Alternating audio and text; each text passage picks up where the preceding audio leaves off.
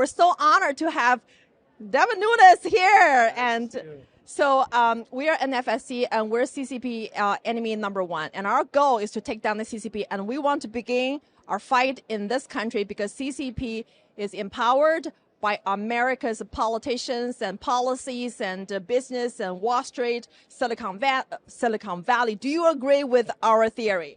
Well, look, we long had a China investigation going on in the House of Representatives that I led for many, many years. And I think the problem has just gotten worse. And it's unfortunate because the Chinese Communist Party now is really just a dictatorship. Yeah. And, look, it's, the world's a tough place. But we've done so much in this country, in the United States, to give away so many jobs and then become reliant on China. And now we're trying to claw that back. It's what the Republicans and especially during the Trump administration, we tried so hard to get so many of these jobs back to the United States, and it's tough to do. And, the CCP has successfully weaponized the U.S. federal government agencies.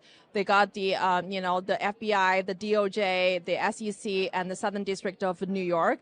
And the CCP's bioweapon lab in Wuhan got the funding from the U.S. taxpayers' dollar.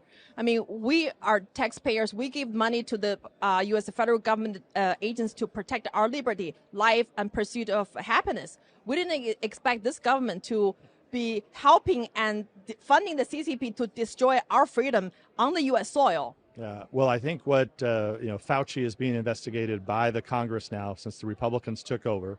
We had the first report that came out in 2021. The House Intelligence Committee Republicans put out a report that clearly showed that the circumstantial evidence said that all roads led back to China on the virus. I think there's real questions that Fauci needs to answer. That Senator Rand Paul has really been leading that fight on trying to get to the bottom of this taxpayer dollars that could have went to China. And so it's one of the things they'll have to get to the bottom of. Yeah, and when you were serving in the Congress, Eric Swalwell, he slept with the CCP agent Fan Fan, and he was still in the House Intel Committee. It took years for him to be kicked out. Why it took so long? Well, because the Republicans took over. And I would say that it wasn't just that reason that he was kicked off the committee. It was really about that you had Schiff and Swalwell both that ran so many lies, so many fake news stories. They did so much damage to the Congress and to the Intelligence Committee specifically. And so now the Republicans took over, and Speaker McCarthy said, look, we just can't have this type of activity anymore.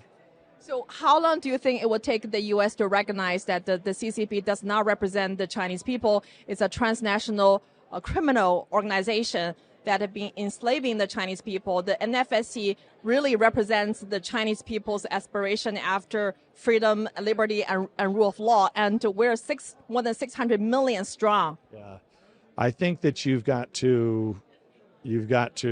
it's all going to take time. And I think the question is, whether or not can they, there's different trains of thought on this, whether or not the Chinese government, are they actually really strong financially, or are they really on a weak ground? And there's a lot of people think two different ways, but I know, people like Gordon Chang have said for a long time that the structure of the Chinese economy is not healthy. And I think it'll just depend on, if that's true, does it collapse? And I think that's ultimately, if we start making more of our products in the United States or with our allies, the better off everyone's going to be, because you can't just continue to give money to a dictatorship.